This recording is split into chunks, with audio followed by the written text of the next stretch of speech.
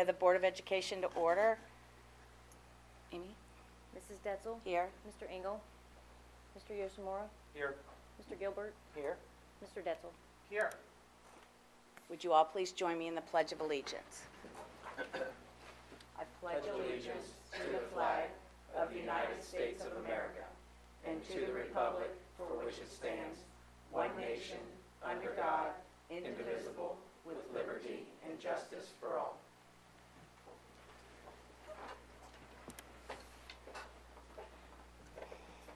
Everyone's received a copy of the regular meeting minutes from September 10th. May I have a motion to approve those minutes? So moved. Second. It's been moved in second. Are there any additions or corrections? Okay. So the approval of the minutes was 4-0. So now we're going to go to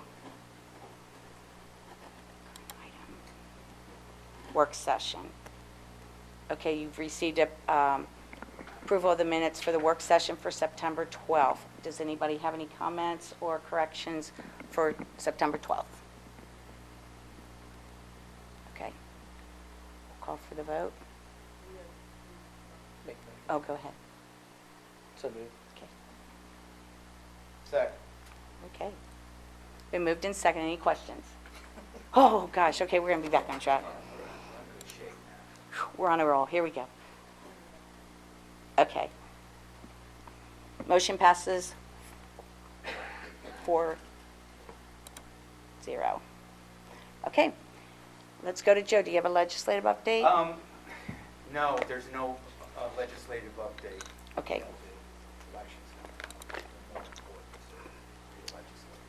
Okay. And Jim, Butler Tech update? Just two things, just a reminder that the all boards meeting is tomorrow night up at Butler Tech at the Russell Lee, which is now the Fairfield Township campus, is what it's now referred to, instead of the Russell Lee.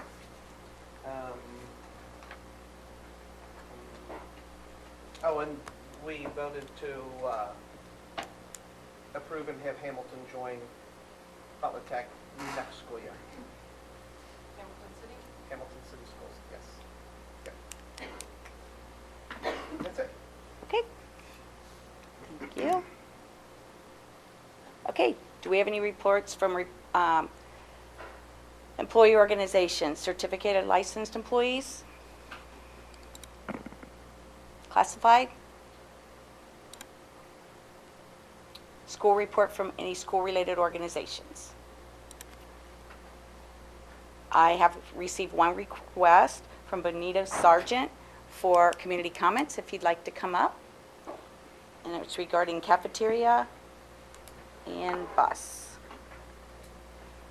Okay, my grandkids go to the new Struble School, and they come home and complain every day that they get through the lunch line, but because I guess there's so many students, by the time they go through the lunch line and get their actual lunch, they have 5 minutes to eat. Now, I know they get 30 minutes or 40 minutes, but obviously the way the flow of the student body is going through that cafeteria, it's not conducive to the amount of students. So I don't know if they have to reshift things, if it's the cafeteria is not going as fast to the line as it's supposed to. But, and I know I'm not a social media person, I really don't like to listen to everybody on Facebook, but everybody on Facebook on this topic was pretty adamant it's happening everywhere in the 3 new schools. I know you had to realign the students and get more than 900 in each building, and it's been almost 7 weeks since school's in. It's not fair for some of the kids, and especially because I'm prejudiced because they're my grandkids. They go to the 10:30 lunch. They don't eat anything from 10:55 till 3:30 when they get off the bus. So that's not healthy. That's not good for their brains. It's not good for their digestive system. So it's just something those 3 schools that are on the Facebook page that people are complaining about in large masses. Bus number 8. I just have a question. The bus number 8, and this is for somebody who can't be here because she works second shift. It comes down Galbraith Road heading towards Coleraine, and it stops at her house. Her kindergarten and her first grader gets on the bus. It goes to school to Struble. When it comes back through Struble, it stops at Dollamar and Sella, more on Dollamar than Sella. They have to walk Dollamar, up Sella, Sella over to Galbraith. And she's called everybody. She says she's went through all the proper channels, and I said, did you call Mr. Bowling? No, what is your last name? I'm sorry. Bowling. And she didn't know who I was referring to, and I said the superintendent because of how gracious he was about bringing everything to the table or right to him. And she said no, but she said she's went through the proper channels. And I, as a parent, don't understand if the bus could come on up and drop them on the other side of Galbraith. Is it because they don't want them crossing 2 lanes of Galbraith? Is that why it is? But in the wintertime, the grandmother has to go down there and take her break at the bank and fly down there at 3:15, 3:20 to pick them up and bring them back to the babysitter's house because the babysitter has other kids and can't go to the bus stop and get it. And that's a pretty far walk for a kindergartner and a 2nd grade. And in the past, and I know about the new software, in the past the bus always stopped in front of that little convenient mart where the fire house is, and they crossed to Galbraith. So could somebody just look into that? Do you care?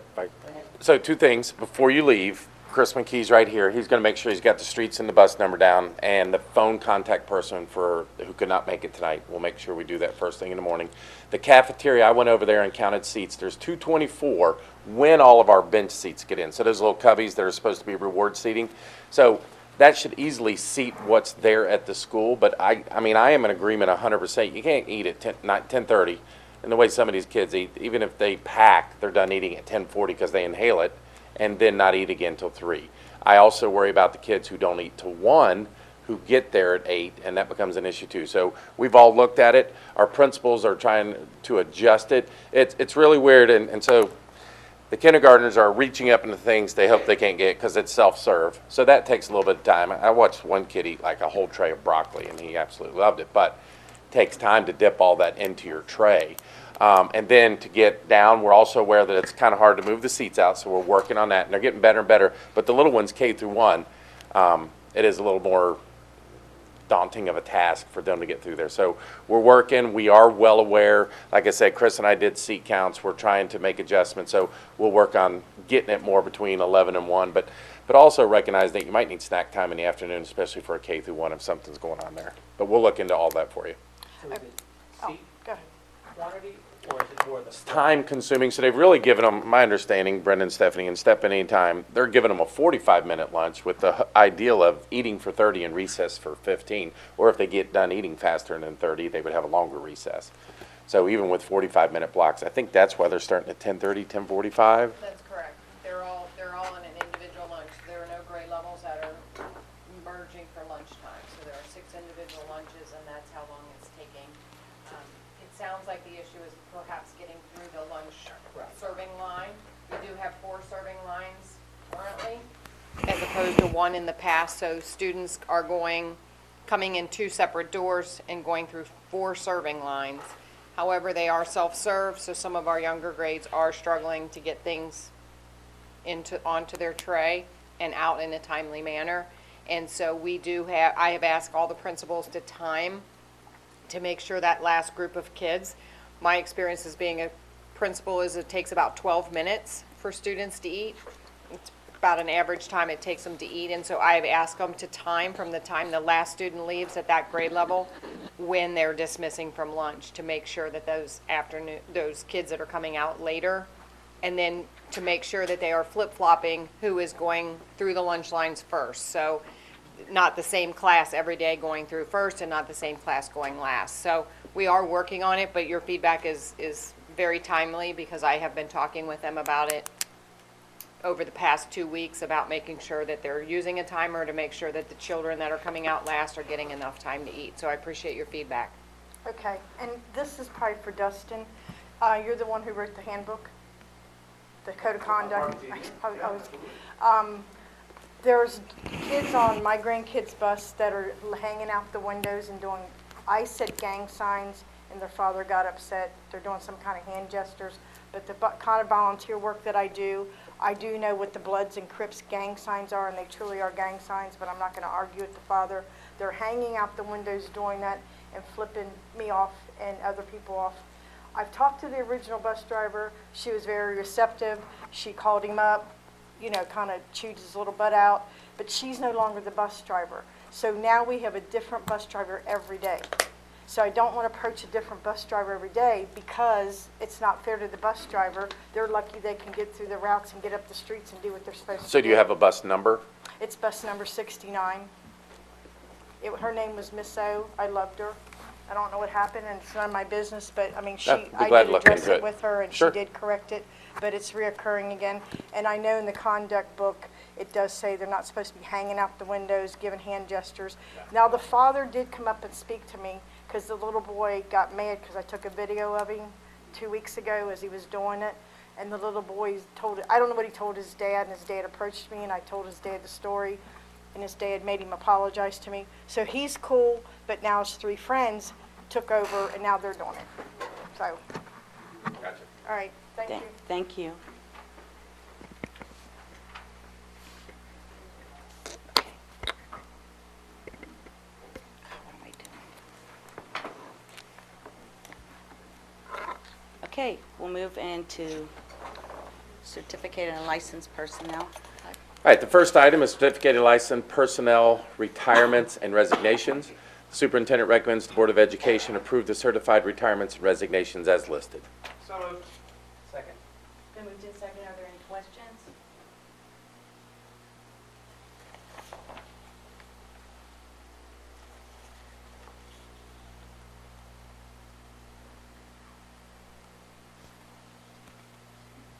Motion passes 4-0. Next item is classified personnel items, classified retirements and resignations. Superintendent recommends that the Board of Education approve the classified retirements and resignations as listed. So moved. Second. Moved in second. Any questions regarding I classified? do have a question about that. I think Daryl, is this the kind of stuff that you guys follow up as far as getting their comments while they're leaving? Yeah, so Crystal and I have a process where we've developed a exit survey tool, and so as people are leaving the district, we are following up with them. Crystal is making personal contacts with them, having conversations, and then coordinating that data so that we can start to identify root causes of why people are leaving, to see if there's anything we can do to proactively intervene and make sure that we're retaining quality staff. How many people have you interviewed or talked to? We started over the summer. People had already gone on to other things, and it was hard to get a hold of them. So from the teacher rank, when they left this summer, we didn't get very many who called us back. I think there was, what, about four. But from the classified, we're having, now that we're starting the year, as people are leaving, we're catching them earlier before they leave, so that we're actually able to have those conversations. So we're having a little bit better luck now, which is going to give us better data as we move forward, so that we'll be able to look at it at a semester at a time, so that we have better information. Is there a common denominator that's kind of like filtering through here? At this point, it's too early to decipher to that point. Right now, we have a lot of people leaving for different reasons, but we haven't really gotten to a root cause yet because we don't have enough data to quantify it. So we're still gathering it at this point, but as we get the data, we'd be happy to share it with you. I'd like to add that this also came up as a topic, Joe, at Montford Heights Elementary PTA meeting, where they have been very short on aides. Part of it, we think, is the economy is doing better, so people are leaving for higher paying jobs. At the pay rate we currently have established, if you're taking full family insurance benefits, it eats up most of your salary. What some people forget, though, and why we're trying to entice, and I noticed tonight before I came out, Dustin, correct me if I'm wrong, but we are putting stuff out on Facebook, trying to get them to go through that service. We use Indeed.com, Yep. we use other things, but it may be one of those things where we have to come back eventually and look at salary to see if that is the piece. But it's 178 days a year, so they do have other time during the summer and other times to work. So it's just getting the word out. The suggestion came from the PTA meetings to use more social media, to do more on Facebook so they could retweet it and get it out there, so we're going to continue trying those things. And we've had some who have come in, but were not totally prepared for the job that they applied for. They weren't really understanding exactly what it meant to be in a school and working with kids, and it's not the easiest job. It's the most rewarding, but it is very stressful as well. So we're working on ways we can support people as they come in with training and development so they're more prepared when they walk in their first day.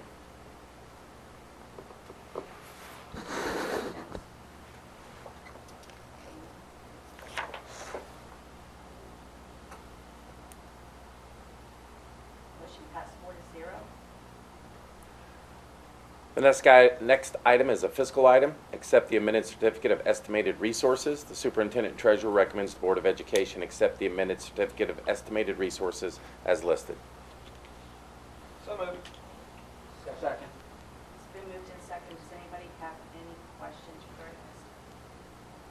Was there any big changes or shifts in any of the categories? No, our funding's pretty consistent for each year. And what has to happen is the county budget commission has to approve the revenue. So that's what a amended certificate is. Every time we have a new grant or increase in funding, we send it to them and they approve it.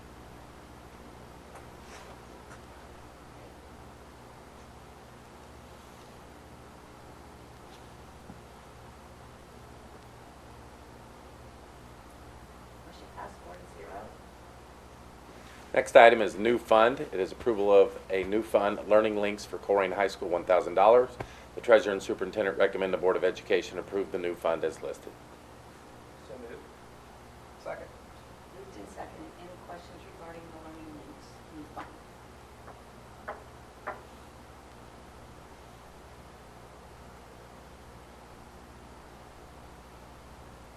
Motion passed 4-0. Next item is financial reports of the treasurer. Treasurer and superintendent recommend the Board of Education approve the financial reports as listed. So moved. Second. It's been moved and seconded. Does anybody have any questions for Amy regarding the financial reports?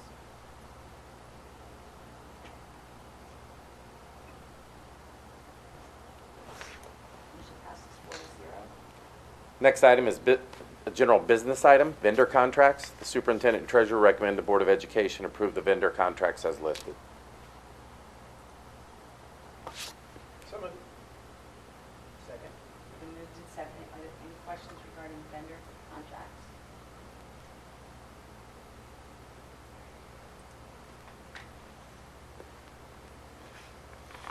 Motion passes 4-0.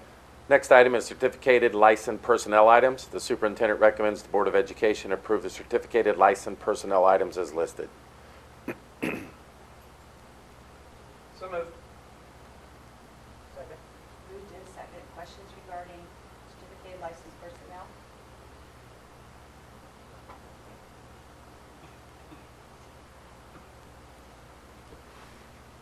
Motion passed 4-0. Next item is classified personnel items. The superintendent recommends the Board of Education approve the classified personnel items as listed. So moved. Second. It's been moved and seconded. Are there any questions regarding classified personnel?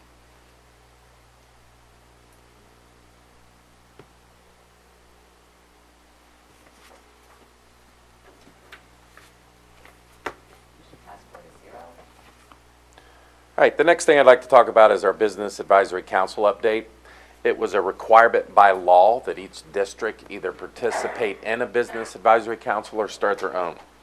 We joined with 20 other school districts. Some of them that we are with is Deer Park, Finneytown, Indian Hill, Madeira, Marymount, Oak Hills, Three Rivers, Winton Woods, and Wyoming is about half of them. And we are going through what some people would be confused and say, well, why are you going through Hamilton County Educational Service Center when you're a partner with Butler Tech? Well, what this does for us is this gives us the best of both worlds. So all of our kids who are in Butler Tech programs are in a combination of business advisory councils that work with them. So what that means is the Peter Clarks of the world who run the finance at Northwest High School, or the Diesel, or the robotics program at Corinne High School have business partners. And so during the night, local businesses, especially with our machining, our diesel and some other things, will come in and work with the kids and develop relationships. And from there, recruit them to come work for them. We have some of our upper elite programs that it's just absolutely crazy but wonderful at the same time. So machining and My dad worked in a foundry, so he poured iron. You pour the iron, it comes out of a casting. You saw it, you grind it down, you put it where it goes. But sometimes it had to go to a machining place. And so the kids have to know how to program the machine, take it to a certain diameter and width, a certain type of skill. And they learned this skill. So you go to Colerain High School and you walk in the machining shop and you've got 25 to 30 adults who work for local businesses.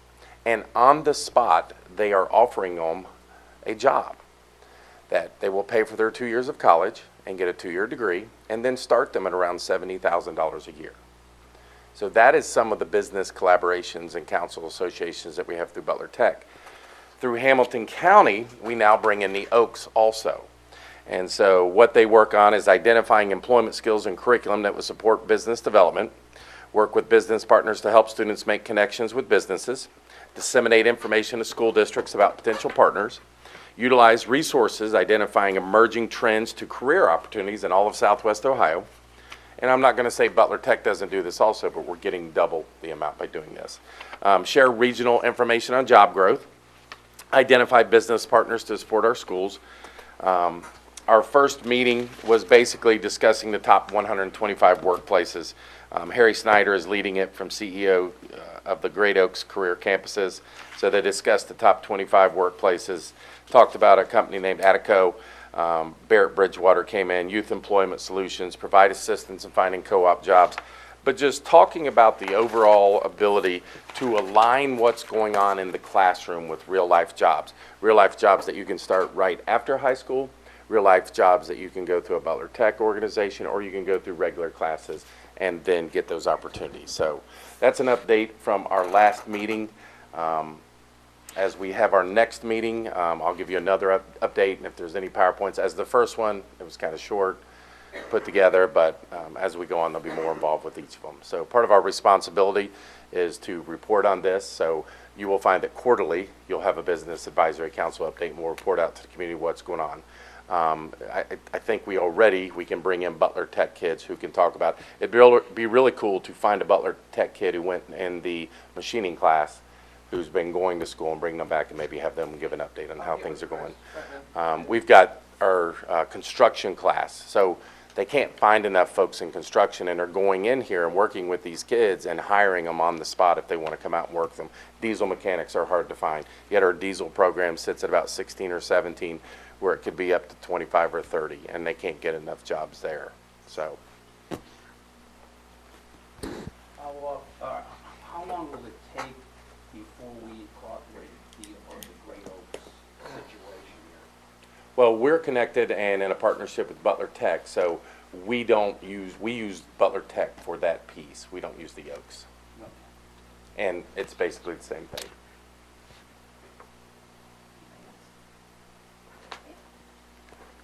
All right, the next one is also myself, and this is the superintendent update. So we visited with the community members of Welch and the Beavis properties.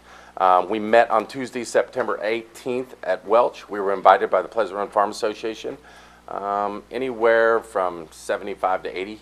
I think Mark was there also, we counted, was present.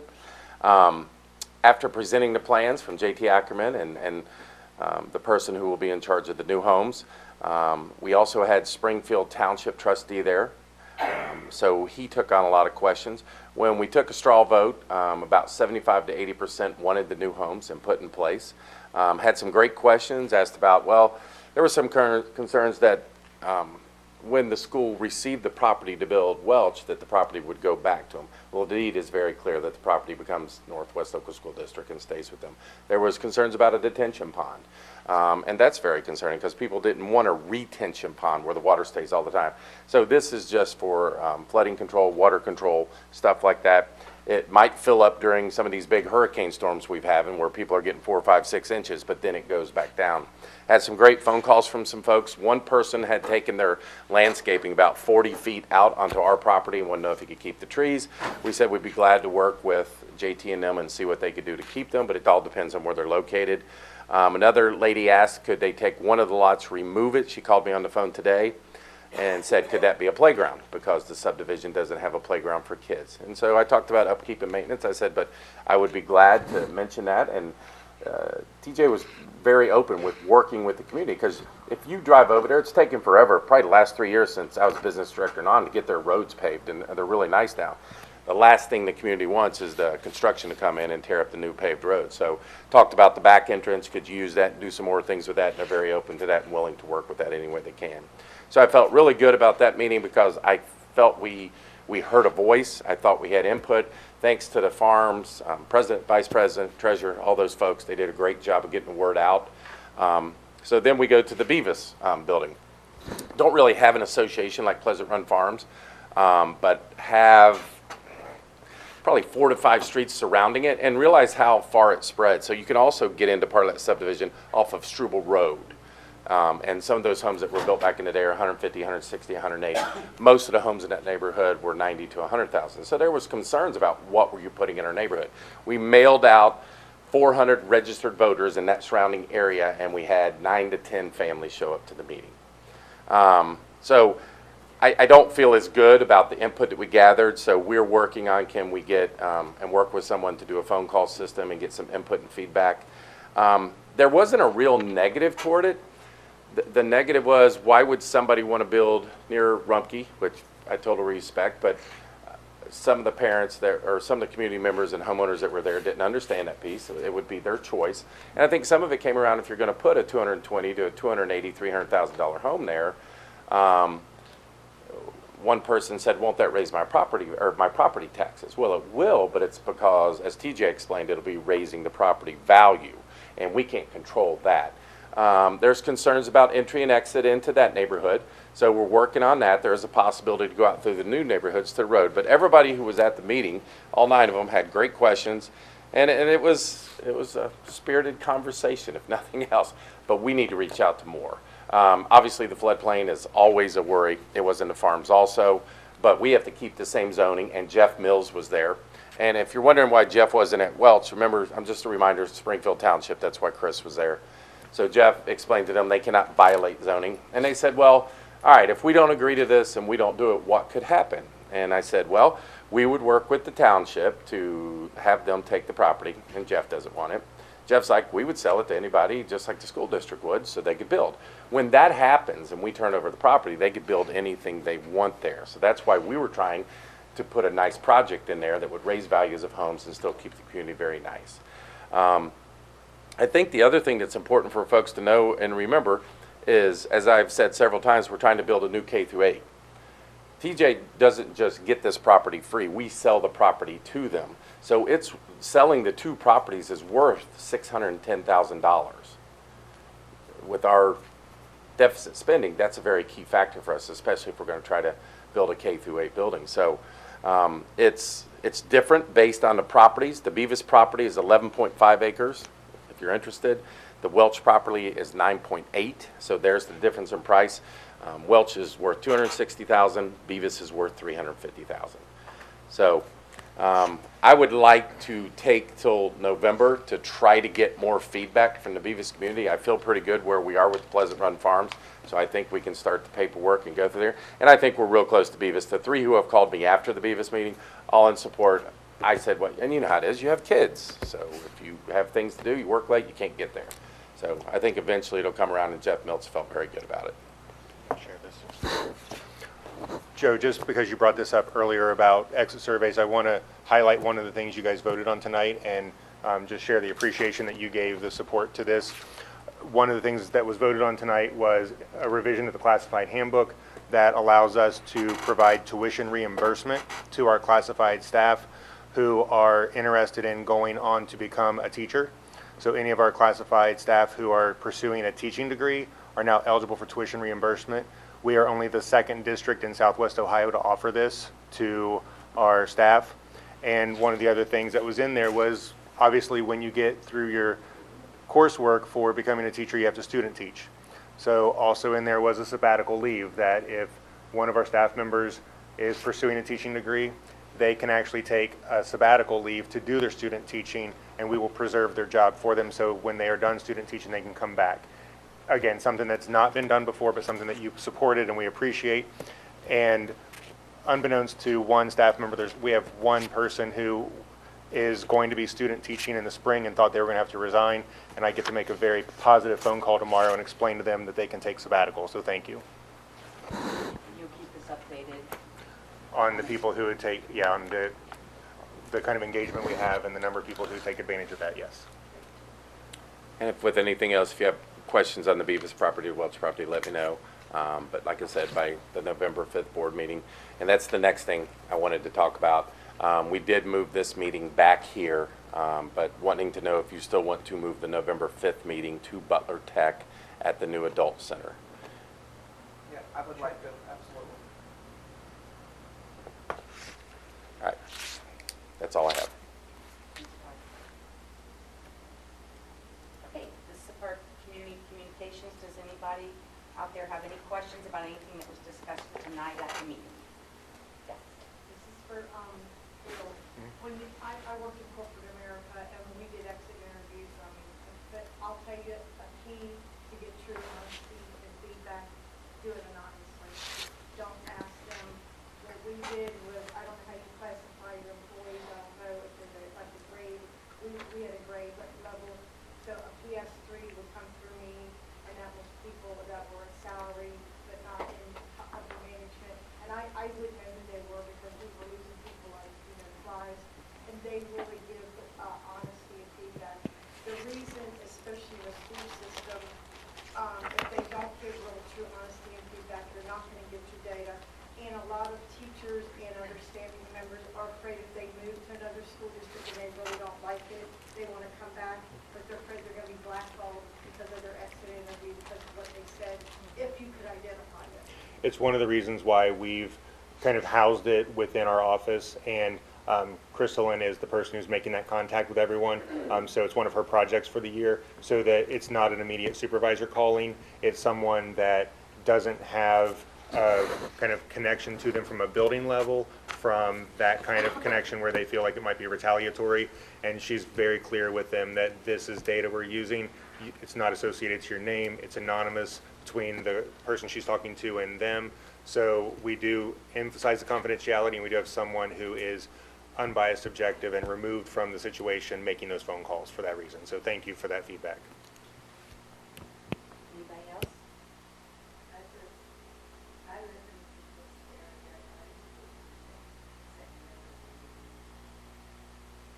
Are you a registered voter? Because that's the list we went by. Because we mailed that 400 postcards. Got the bill this morning, so I'm figuring out how you can list them. Or if the county's registered or not. Those were all covered. Said you didn't get a postcard that we mailed out. Anybody else? Okay, we'll move into other board items. Mark? Had fun being in the parade, with all the AO staff. I thought our team was a lot of fun. Highlight was Joe doing his dance. Just wanted to put that out there. And That was good, too. He was. Doing a little dance for it. Congratulate the football teams, doing very well. They both did very well in their homecoming games. That's it. No.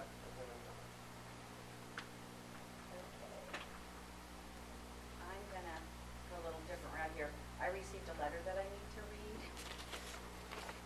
read. This was addressed to me, dated October 5th. I am writing to inform you that I'll be resigning from the Northwest Local School District Board of Education. My last day of work as a board member will be 10/5 of 2018. I would like to thank you and the other fellow board members for working with me as part of the board. I am proud to have worked for the Northwest Local School District and as a board member. Please acknowledge this letter as my official notice of resignation. Respectfully, Bob Engel.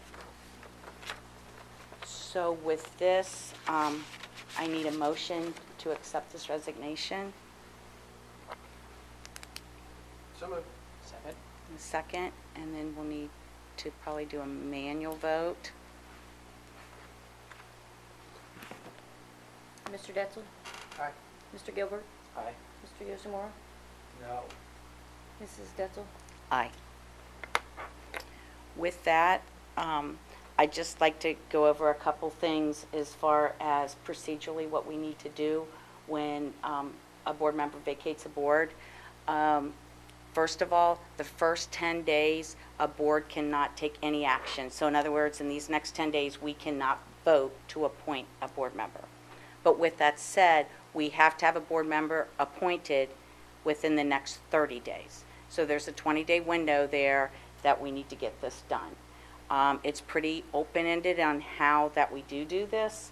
I can say in past history here, I've been through this 3 times. And I know 2 of the 3 times we asked for people to submit their names, and we did interviews. But what I would like to suggest is that we go ahead and post and ask if anyone that is interested in applying for this position, this would be to finish out Bob's term, so it would be whatever day we appoint it, which would be in the next 30 days, and it would go until December 31st of 2019. So that's finishing out that term.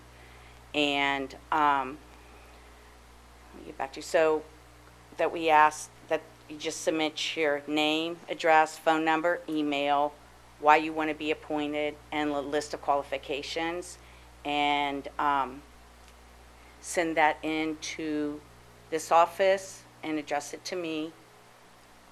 What I would like to suggest with you guys here is, because it's pretty wide open on how we decide to do this, I would suggest that we try to set up a couple meeting dates now and get our calendars together, and we leave this open. Since this is a Monday and this is the 10th day, I mean, we could say it's due, because it starts back to the date he dated, which was the 5th. So we could have this posted tomorrow and have it go, and my suggestion would be till Tuesday the 16th, say at 4 p.m. And then if we could meet on Wednesday, we will open them together. In executive session, it would just be the 4 of us. We open them together, we look over them, and we decide then procedurally how we want to move forward. There might be a handful, there might be a ton, there might be 2. It's just hard to say. And we'll look, and you can appoint straight from there. We can decide, we want to talk to people, but that would be my suggestion, to go ahead and pick a second date, which I'm just going to throw out just to see how it works for you.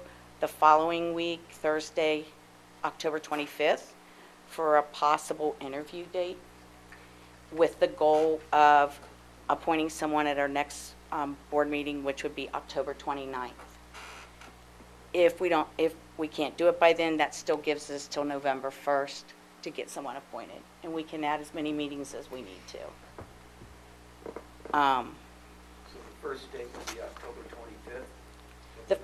Well, the first day, I would suggest next Wednesday, the 17th, and that that way everything's turned in.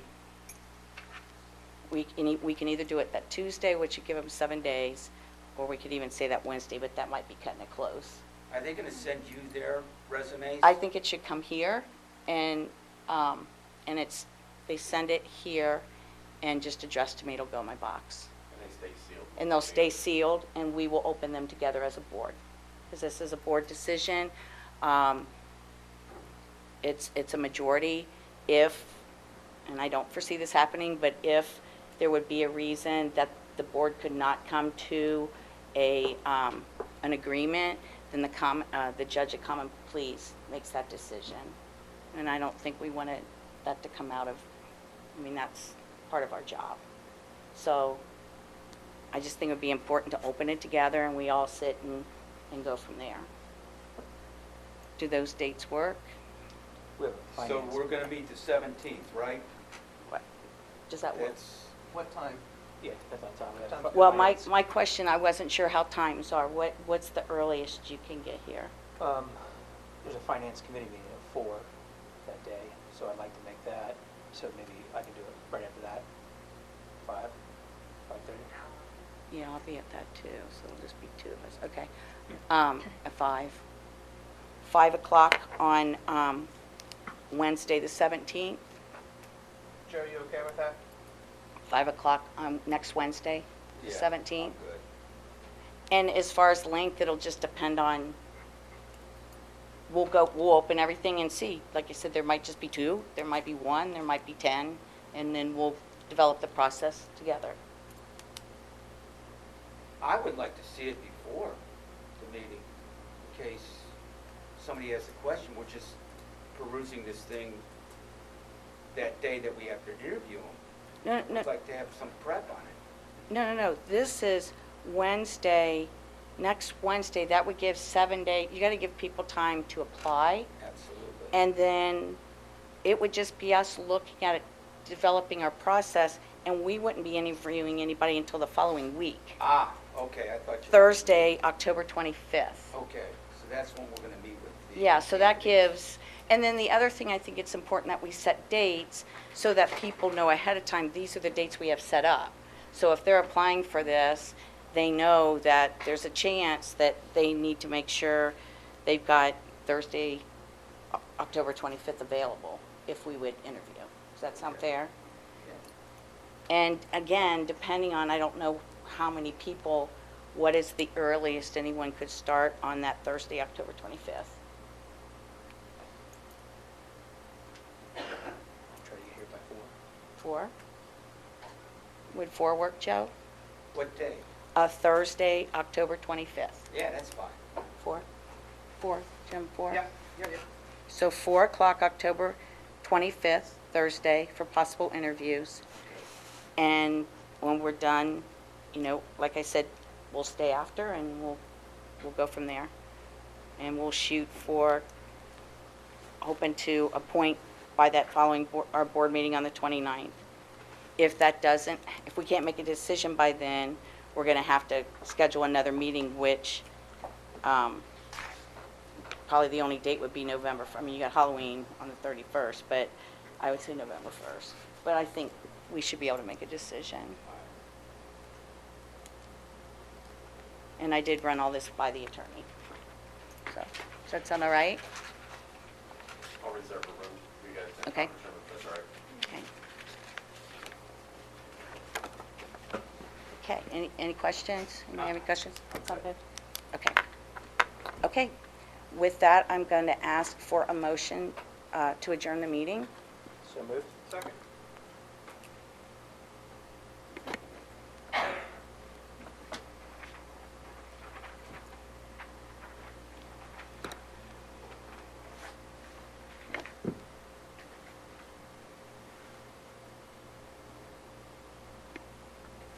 Somebody doesn't want to go. Motion passed 4-0. Meeting's adjourned. Thank you.